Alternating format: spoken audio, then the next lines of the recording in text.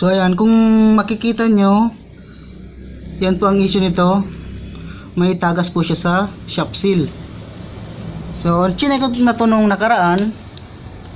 Yan, chinek ko na to nung nakaraan. Puno na po siya ng tubig.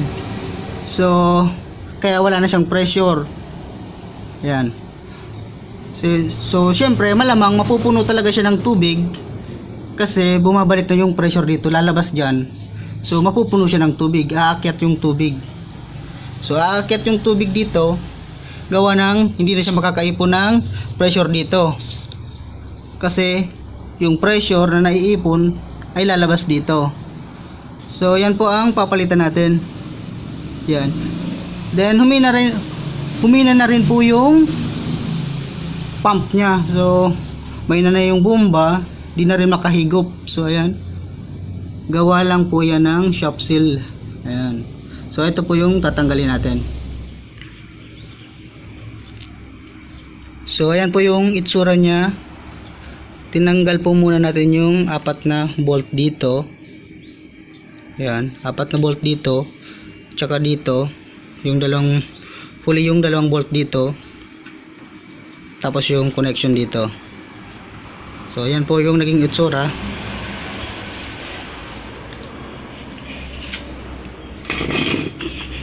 So ayan. So yung shop seal po yung papalitan natin. Ayan. Tatanggalin lang natin tong ito. So kailangan lang po natin ng 13mm na socket para pangtanggal nitong impeller natin. So tanggalin na po natin.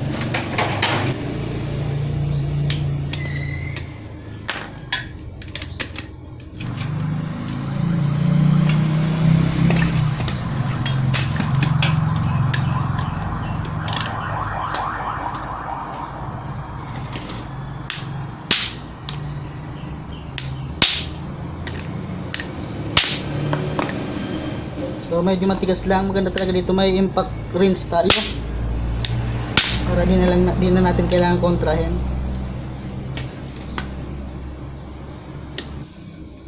At dahil matigas, kailangan po nating tanggalin to para dito po natin kontrahin. So ayan.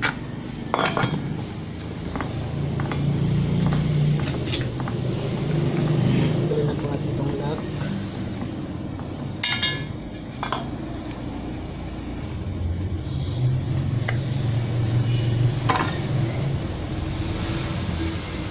So dito na lang po natin kontrahin. Ipitin natin dito ng vice grip.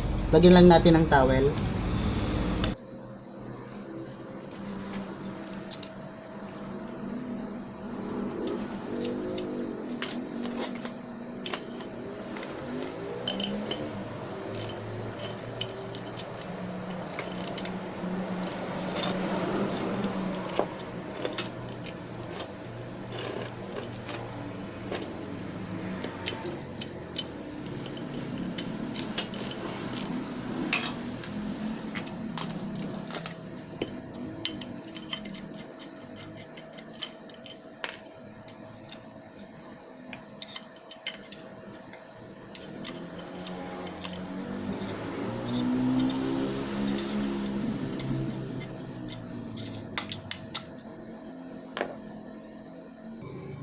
So yan po, damage na po talaga siya.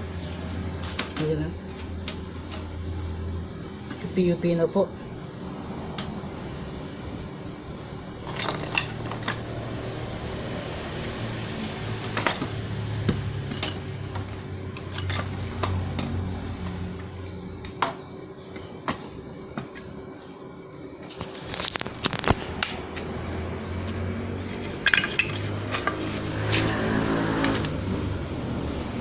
So ayan po, damage na po talaga siya. Ayan. Ayan. Napunit na. Ayan.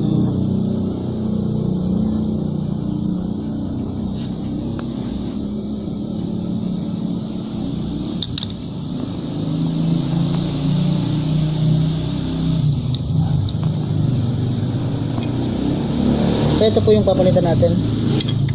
Yan, lambot na lang. Yan na.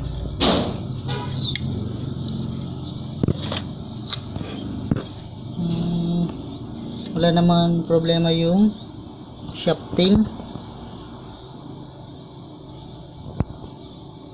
Ayan. Wala naman pong problema yung shafting. Ito lang po talaga. Punit. Punit na shaft seal. Ayan.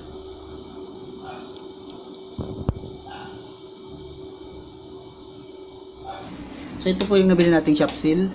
Ayan. So damage talaga yung kabila. Ayan.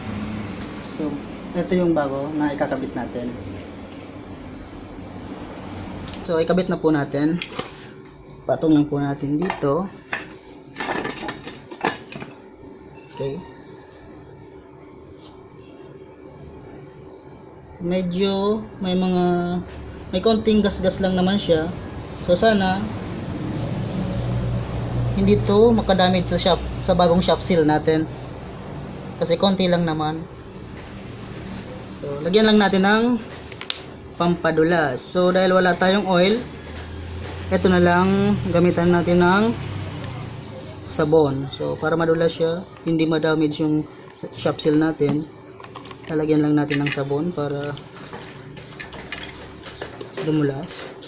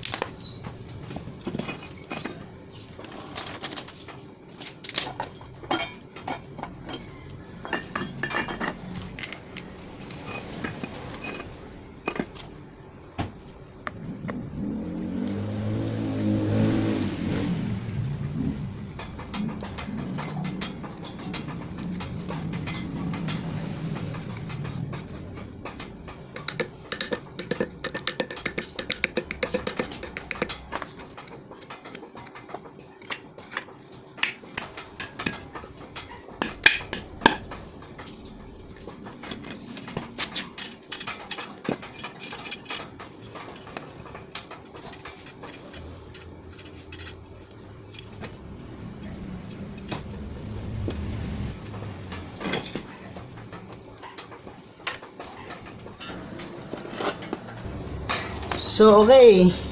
Ayan, okay na ulit siya. So ibabalik na po natin.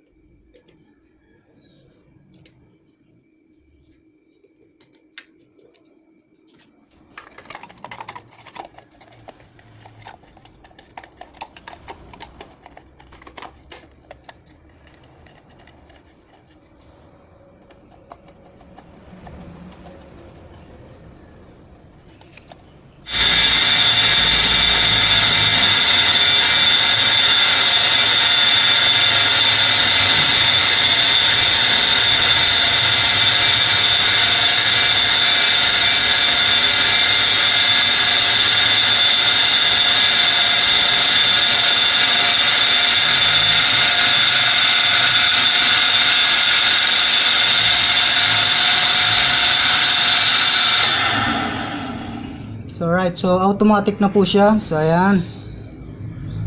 So okay na po siya.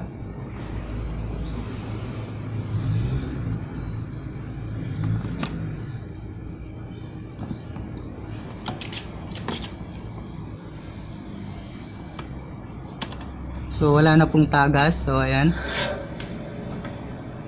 Wala na pong tumutulong na tubig.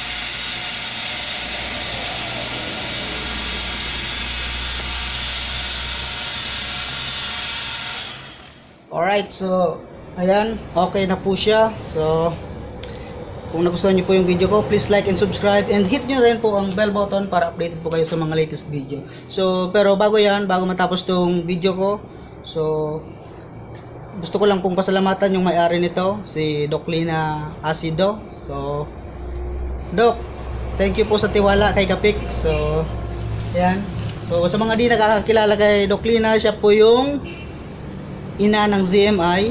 Siya rin po ay isang diabetes expert. So kung diabetic kayo, so kumonsulta na po kay Doc Lina para ma-maintain po ang inyong blood sugar. So thank you very much. That's it mga kapiks. Bye bye.